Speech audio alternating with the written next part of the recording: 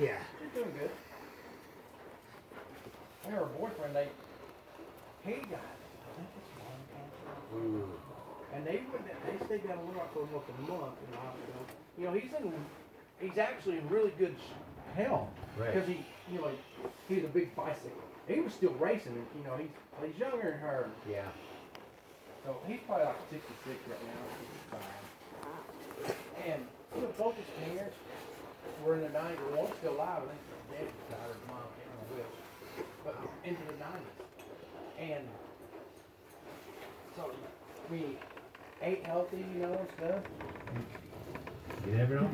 And then, got this, and he had to go stay down there where they gave him treatment. They said, well, the only reason we're letting you have these treatments is because you're in such good shape.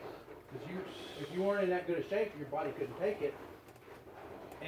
But he had to stay in the hospital because they didn't want him catching anything, Yeah, right. When you're weak like that, Yep.